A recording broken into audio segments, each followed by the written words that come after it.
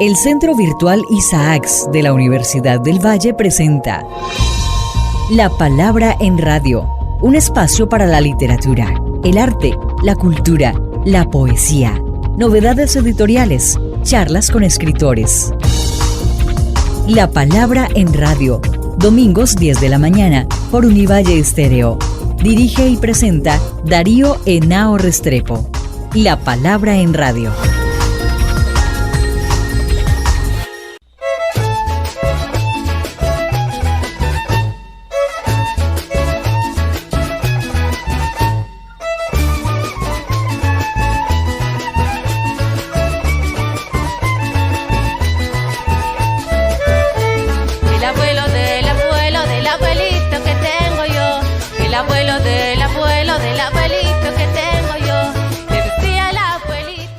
Muy buenas, amables oyentes, como siempre, todas las mañanas de domingo aquí en La Palabra en Radio, un programa del Centro Virtual Isaacs de la Escuela de Literatura de la Universidad del Valle. Como les anuncié en el programa pasado, vamos a continuar nuestra extraordinaria conversación con la profesora Paloma Muñoz de la Universidad del Cauca y su libro Las almas de los violines negros, que fue su trabajo de doctorado en antropología y que de alguna manera le da cuerpo a una serie de investigaciones en este campo que ha realizado la profesora Paloma. Bienvenida, profesora Paloma. Buenos días, muchas gracias. Aquí de nuevo, qué bueno poder compartir pues todo este trabajo investigativo de los violines de negros de estos valles interandinos del Cauca.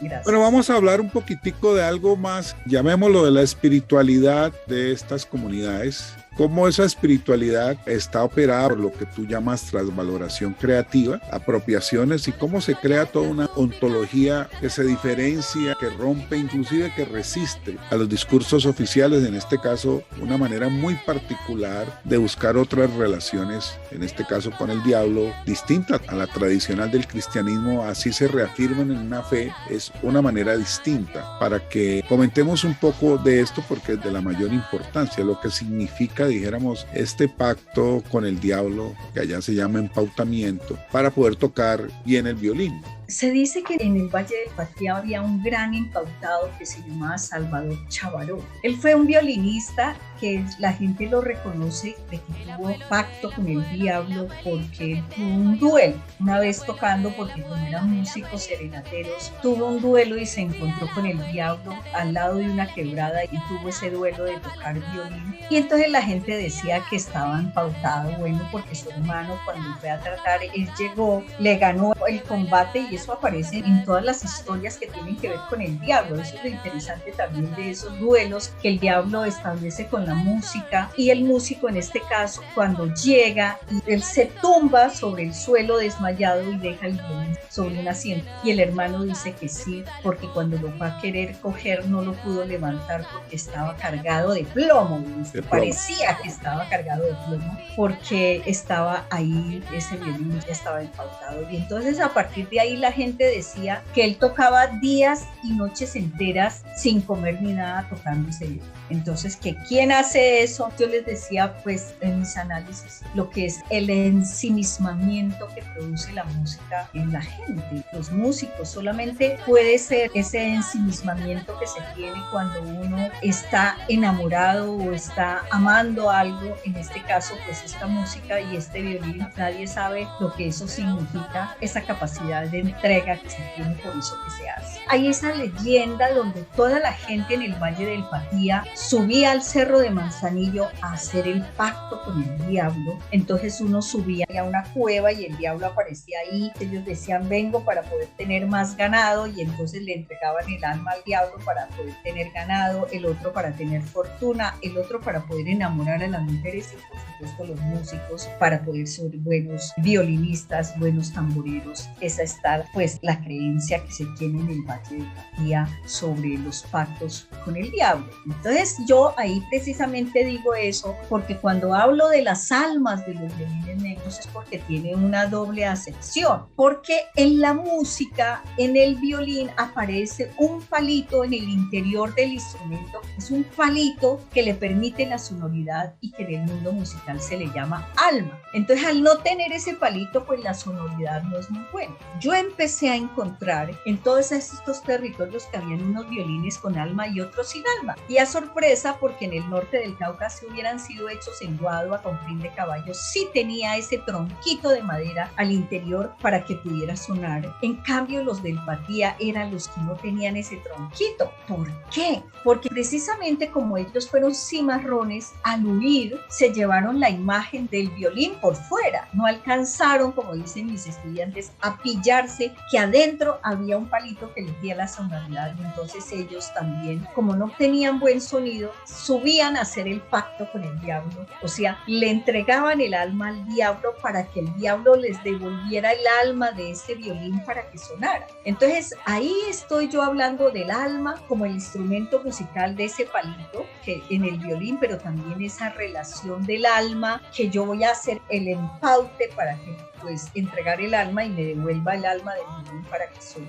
Pero también históricamente, si nos damos cuenta, recordemos que los negros no eran considerados personas, no eran considerados sujetos, sino salvajes. Entonces no tenían alma. Y no tener alma, pues no son personas. Y la relación que hay acá con esta gente es que para ellos todo tiene alma. Todo tiene alma, la montaña, los árboles, los ríos, todos tienen alma y por lo tanto se le pide permiso a la naturaleza para poder tener esa relación. Por eso esa montaña, el Cerro de Manzanillo, pues es una cueva y fíjese que es una cueva en donde se entra a entregar el alma y el violín también es una cueva que está dentro de ese tronquito de madera. Esa relación del empaute, de poder hacer ese trato con ese diablo de Occidente, porque es el diablo traído por el cristianismo. Entonces mire cómo dos elementos traídos por el cristianismo como es el violín y el diablo, ellos lo toman y se apropian y lo convierten para ellos, y por eso es que yo le llamo transvaloración creativa, porque son elementos de Occidente que lo convierten para ellos y les da identidad, porque es un diablo distinto, pero es un violín diferente también que ellos han reinventado y que han recreado. Entonces eso es lo que puedo contarles sobre esta relación y por eso mi libro se llama Las almas de los violines negros.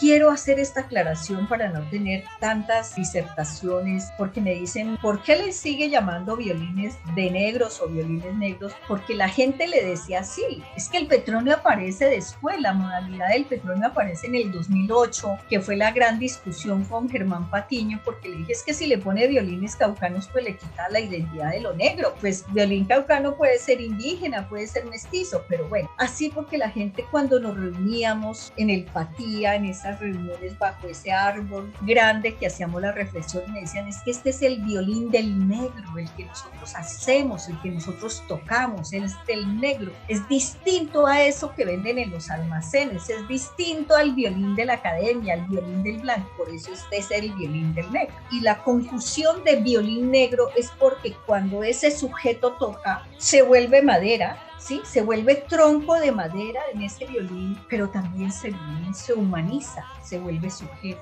Y por eso yo le llamo violín negro, porque son dos, o sea, están conjugados tanto el instrumento como el sujeto que lo interpreta o que lo hace. Entonces por eso es el violín negro o violín del negro, como ellos les denominaban. La palabra en radio.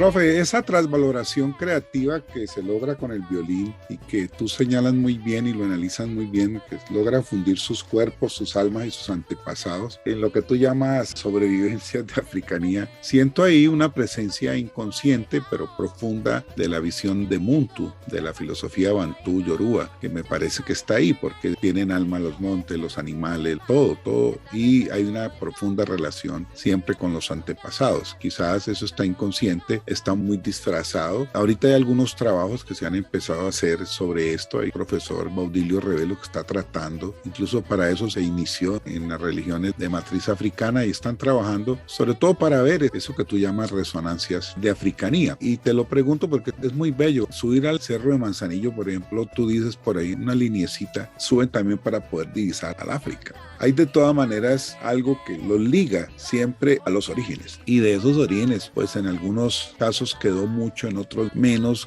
Villó en el caso brasileño, cubano, haitiano, donde sí es muy fuerte la presencia de las religiosidades de matriz africana. Acá quedaron muy inconscientes, muy por allá. Y esa elaboración ontológica es de la que te quiero preguntar, porque tú haces un análisis brillantísimo y muy apropiado de esto, que ojalá abra caminos para otro tipo de investigaciones con estas tradiciones que digamos que acá fueron reelaboradas más inconscientemente. Sí, esta parte tiene que ver mucho precisamente en la relación del antropocentrismo que hemos tenido todos, ¿no? De creernos que somos los dueños del mundo y que somos los dueños y que ellos manejan esa relación de que todos son personas. Eso también está en los indígenas. Lo he encontrado cuando he hecho trabajos de la chirimía, que todos son personas, todos son sujetos y no en esa clasificación que nos han enseñado a nosotros de que estos son los vegetales, estos son los animales y que por lo tanto nosotros somos los sujetos que podemos arrasar, transformar o que generamos líos de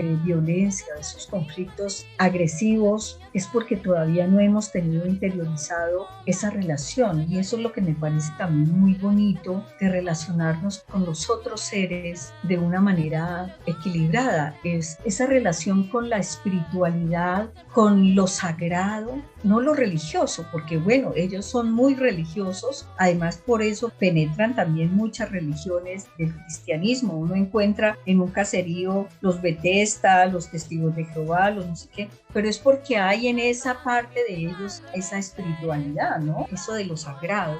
Y justamente cuando yo miré lo del empautamiento, porque pues el empaute es con el diablo, yo miraba que a mí me decían que todo había hecho pacto con el diablo morían en desgracia. Y ¿cómo así morían en desgracia? Yo ya tenía mi trabajo finalizado. Ya, listo, se lo voy a entregar a mi director. Me senté en la cama y dije yo, ¿y qué pasó con los músicos? ¿Por qué los músicos permanecen? O sea, la música permanece. ¿Qué pasó ahí? Y me devolví a buscar y le digo a don Epaminondas y le digo a los otros, bueno, ustedes me hablaron de que el que hace pacto con el diablo muere en desgracia. Y le dije, ¿y los músicos? Menos los músicos. Le digo, ¿por qué? Porque la música es sagrada. Por eso cuando el músico toca, entra en trance. Hay una relación porque es otro nivel. Entonces ellos entran en un proceso de ascensión que los libera y los permite conectarse. O sea, ellos hablan de esa conexión. Entonces hay una conexión interior con sus ancestros, con sus antepasados. Y ahí es donde yo digo que hay una relación de interconexión étnica con África, porque los lleva hacia esos mundos, a esas relaciones de memoria. Por eso los músicos construyen sus instrumentos con la memoria musical. Por eso en el Pacífico hacen las marimbas, el uno la hace distinta al otro. Y por eso cuando en estos festivales homogenizan esos instrumentos, pues es muy complicado porque cada uno tiene una memoria étnica de construcción de esos instrumentos. Tiene una memoria de afinación distinta. Bueno, eso es un mundo maravilloso y cuando yo quiero concluir ahí en esas conexiones de interconexión étnica es porque se sale de esa racionalidad, sino que hay otras maneras de ver el mundo. Entonces, eso que me hablaban de que la música es sagrada, es porque la música les permite hacer esas relaciones de interconexión con los antepasados, con los ancestros, con el más allá, con ese mundo que no se ve con estos ojos, sino que se ven con los ojos interiores, que se siente con un corazón interior, no con un corazón físico, con una piel que está dentro de un sujeto para hacer esa relación con lo sagrado. Cuando ellos dicen, por eso cuando toca entra en trance, por eso él se va a otra dimensión y eso lo salva. Por eso la música en el Patía, el empaute musical, es otra dimensión, es una apuesta epistémica sémica, como le llamo yo, porque ellos dan esa significación de lo que es la música, rompe con toda idea pues de lo que uno tiene, porque eso es lo que ellos le dicen, eso nos salva. Eso es lo que nos salva ¿de qué? ¿Sí? De estos sometimientos, de esta violencia, de estas agresiones, de esta negación ontológica en la que permanecieron. Entonces, eso del empaute es lo que les permite tener otra relación de valoración y de un ejercicio que descentra esas lógicas racionales de Occidente. La palabra en radio.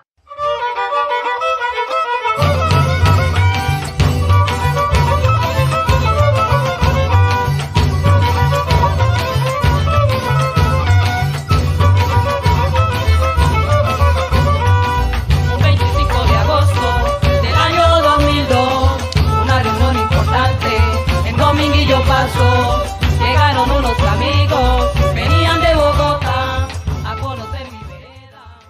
Extraordinario, profe, lo que usted está planteando, y que aquí en el texto lo tengo muy rayado. Usted dice, los patianos deconstruyen los legados de la metafísica grecorromana y la corriente ilustrada de Europa, como los postulados de la dualidad de lo sensible y lo inteligible, de lo bueno y lo malo, de las bellas artes de la evangelización, esa marca de Occidente que todo lo separa. O sea, el cartesianismo, el dualismo cuerpo-mente, que acá se resuelve porque todo se funde, dijéramos, en lo sagrado en una sola cosa. Es una manera de resolver y de reexistir y también de resistir y de crear una actitud diferente a la impuesta. Yo creo que eso es lo que hoy se está reivindicando en todos los estudios que se hacen en el mundo y especialmente en América con los estudios de la diáspora. Yo creo que en eso hay muchas cosas que se han avanzado. Y la pregunta que te hago es, en el caso particular de los estudios que tú has desarrollado, un grupo de personas alrededor que lo comienzan a hacer, estudiantes, colegas tuyos, es decir, ¿cuáles son los retos que se abren para este tipo de investigaciones? Te lo pregunto como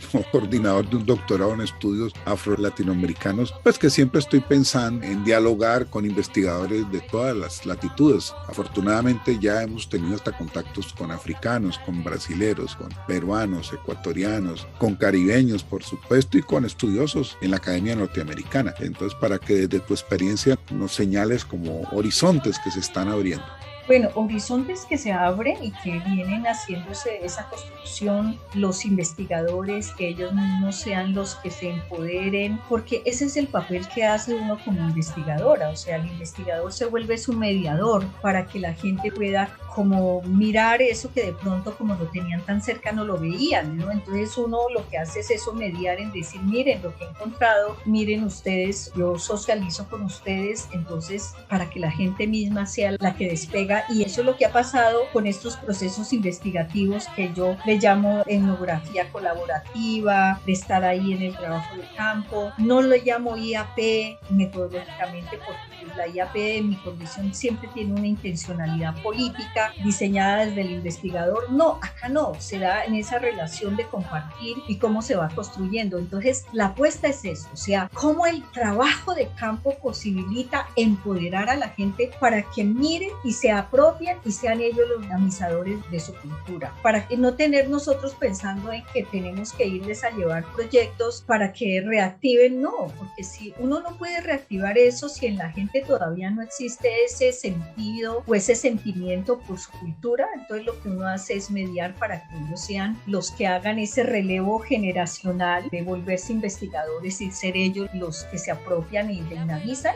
Y eso, por ejemplo, en el Patía está pasando. A uno ya lo que hace uno es es que lo invitan y cuando ves que la misma gente empezó la ruta de la afropatianidad. Entonces a uno lo llamaban, luego era para que echar el cuento, y decía, pero esto a qué hora se creció, qué maravilla, porque los trabajos investigativos, el compromiso que ha tenido uno permanente, no solo mío, por ejemplo el profesor Adolfo Albán también, entonces ha ayudado como a que la gente misma se empodere y reconozca su valoración para que continúen con ese trabajo, porque entonces ya viene otra gente que se interesa, listo, entonces ya no soy propietaria, o sea, no es tener propiedad sobre esos trabajos, sino es difundirlos, es que la gente los conozca. Que si lo plagió, eso no es mi preocupación, sino que realmente puedan esos estudios y esos trabajos a fortalecer esos procesos comunitarios que hay en la región y que de la misma comunidad surjan esos investigadores que se comprometen con reavivar y que tienen ese sentido de pertenencia y ese empautamiento de sus propias culturas. Eso es lo que yo visiono, porque pues sí, uno puede seguir haciendo trabajos investigativos y todo eso, pero ya lo hemos vivido, lo hemos socializado, lo hemos compartido. No es un trabajo para ir a engrosar las bibliotecas. Sí, está muy bien que llegue, pero es esa relación también de academia y comunidad, pero en una relación horizontal donde podamos dialogar y podamos compartir tantos, porque no soy yo la sabedora, sino que todos tenemos saberes para compartir.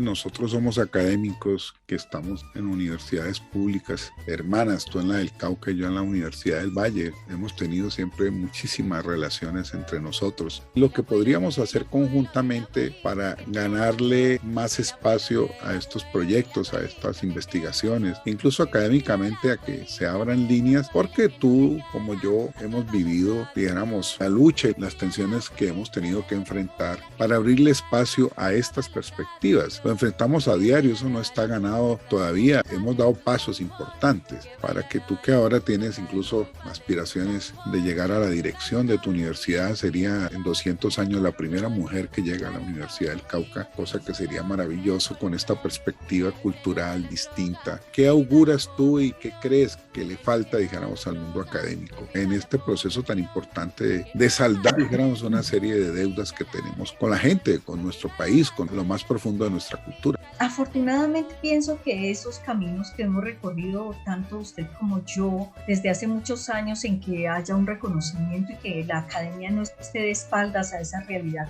cultural, social, política que vive nuestra gente, pues ya se han ido abriendo paso. Uno ya empieza a ver que ya hay una apertura tanto en la academia y que, por ejemplo, nosotros estamos acá ya impactando en los currículos.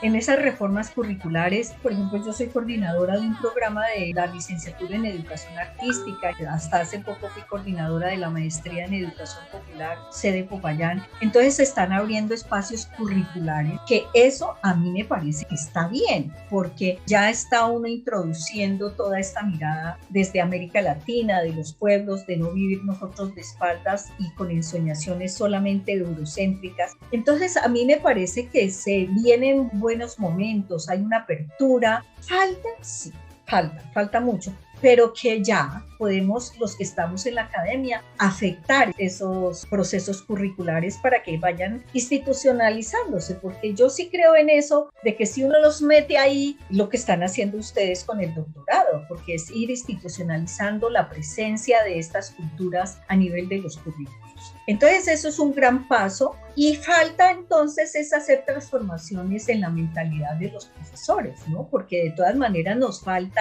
hacer esa transformación mental, metodológica, que no es fácil, por supuesto que no es fácil, porque ahí quedan todavía nuestras sedimentaciones coloniales en nuestro hacer como académicos. Pero eso lo vamos a ir logrando porque pues ahora yo sí veo que hay una gran apertura, que la gente le está haciendo apuestas a esto y que no es fácil pues poder uno decantar, sino que es hacer ese reconocimiento para establecer diálogos. Establezcamos diálogos. Es que es eso, es que el otro, porque piensa distinto a mí o actúa distinto a mí, no es mi enemigo.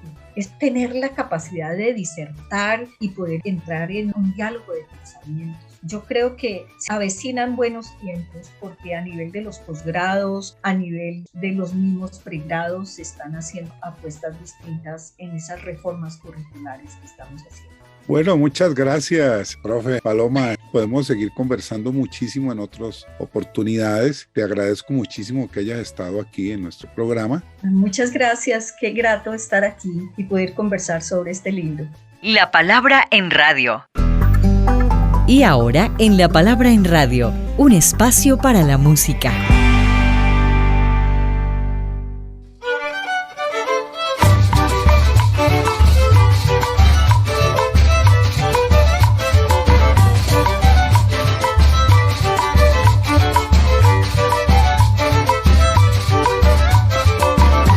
Ahí ya comenzó la fiesta, los violines ya están sonando. Ahí ya comenzó la fiesta. Hola, buenos días. Bienvenidos a Música Negra. Están escuchando una fuga caucana. Este ritmo es considerado una variante del currulao colombiano. Esta fuga, con el alma y el corazón, es del grupo Palmeras, de la vereda Palmeras de Santander de Quilichao.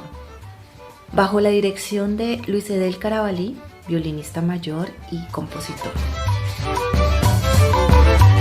Allá en los años 50 nuestros ancestros lo bailaron. Allá en los años 50 nuestros ancestros lo bailaron.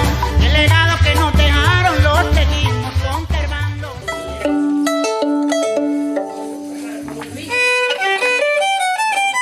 Ahí ya comenzó la fiesta, los violines ya están sonando. Es un ritmo muy alegre que a todos va contagiando. Allí en los años 50 nuestros ancestros lo bailaron. El violín lo trajeron los españoles, pero el violín más que todo se quedó en la parte negra de aquí del norte del Cauca. Los esclavos que habían en esa época empezaron a ejecutar el violín. Nacieron niños por montón, y por eso es que en mi vereda nacieron niños por montón. De ahí ya se transmitió a otras generaciones. Ya nosotros también empezamos a heredar el violín. En este momento lo que estamos haciendo es conservar esa tradición. Todo eso ha sido, mejor dicho, familia de músicos de un principio. Desde los antiguos hasta los ahora que quedamos nosotros. Cultivamos nuestro suelo. Cada día le damos gracias a nuestro Señor del cielo. Cada día le damos gracias a nuestro Señor del cielo. Acá se toca a oído, somos empíricos, como se dice, sin partitura, a nuestro estilo, a como aprendimos, porque nos gusta, porque la escuchamos en nuestros antepasados y porque creo que nacimos músicos y entonces por eso seguimos con esa tradición. Porque como en ese tiempo no había plata para comprar un violincito pues hicimos violines de guado. Uno de esos fue que aprendimos nosotros, puros violines de guado hechos por nosotros mismos. Desde muy niño empecé a tocar, desde muy niño empecé a tocar el violín con facilidad, el violín con facilidad. A mí me enseñó a parar. Porque nos gustaba, hacíamos nuestros violines de guadua, de lata, lo que encontráramos nosotros lo volvíamos violín. Cortamos las colas a los caballos para hacer los pobres caballitos, los trasquilábamos quitándole la crin de las colas para hacer los arcos de los violines.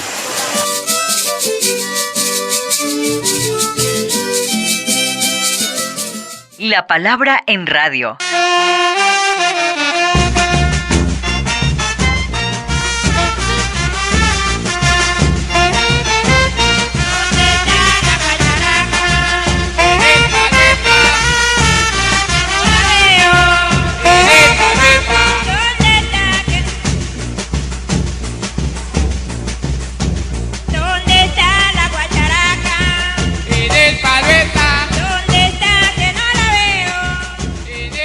La palabra en radio. El niño, a través de su crecimiento y desarrollo, la primera canción que canta es ¿dónde está la guacharaca? Les gusta mucho eso. ¿Dónde está la guacharaca? Nosotros estudiamos y aprendemos con fuga. Entonces se incorpora en el deporte, se incorpora en la danza. El niño hace el gol y la celebración es en la fuga, ¿sí? Y la primera canción es ¿dónde está la guacharaca? Y lo baila y el otro compañero le contesta en el palo está. ¿Dónde está la guacharaca? ¿Dónde está? Que no la veo. El hecho no es eso, quedarnos nosotros nomás allí en lo que nosotros sabemos, sino que hay que avanzar más en conocimientos para enriquecer más nuestra cultura. No queremos que esto se nos muera porque si se mueren las tradiciones, entonces se acaban los pueblos, ya no pasa nada. Y la cultura es una de las partes que une a los pueblos, como se dice. Tocamos aquí, tocamos allá y todo el mundo sale a bailar.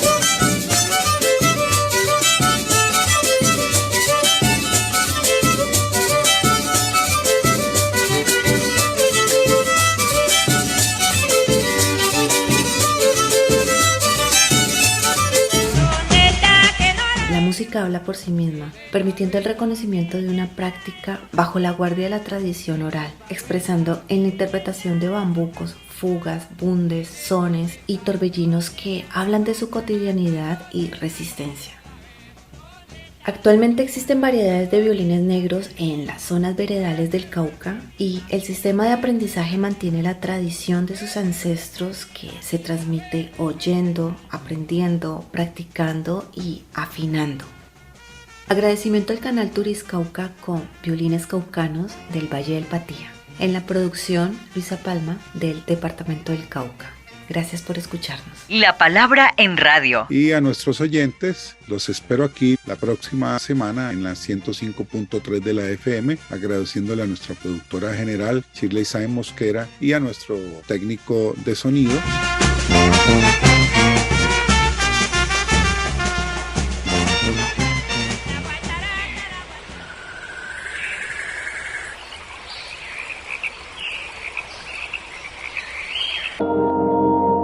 El Centro Virtual Isaacs de la Universidad del Valle presenta La Palabra en Radio, un espacio para la literatura, el arte, la cultura, la poesía, novedades editoriales, charlas con escritores. La Palabra en Radio, domingos 10 de la mañana por Univalle Estéreo.